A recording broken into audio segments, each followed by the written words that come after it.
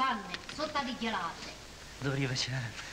Já jsem si spletl dveře a šťastná náhoda mě přivedla vás do cesty.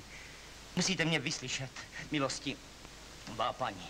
Pane, v Praze jste mě pronásledoval téměř na každém kroku a teď se opovažujete přijít sem a přijmout v tomto domě místo tajemníka? No, promiňte, milostivá paní, ale proč bych nesměl přijmout místo u vašeho pana manžela? Netvářte se tak nevinně, myslíte, že nevím dobře, oč jde?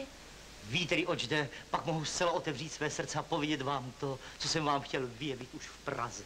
Tady, v domě mého chotě? No, tak se musíme sejít někde jinde, ale říct vám to musím. No to je drzost. Prosím, třeba drzost, ale moje láska mě k ní dodává odvahy a vy tu lásku určitě pochopíte. Pane, vaše domýšlivost je větší než vaše nestoudnost. Nejsem vůbec domýšlivý, ale vím to a mám důkazy opětované lásky, milostivá paní. Vy šílíte. Kdyby láska šílenstvím, pak ovšem šílím. Víte, co jsem vytrpěl?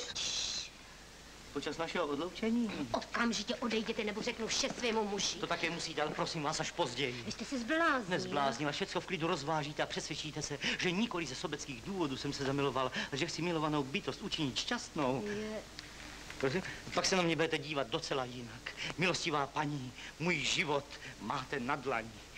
Dobrá, ale teď prosím odejděte, ano. Ano, půjdu a jsem šťasten, že jsem vám konečně všecko řekl, tedy, že jsem vám konečně všecko řekl. Je.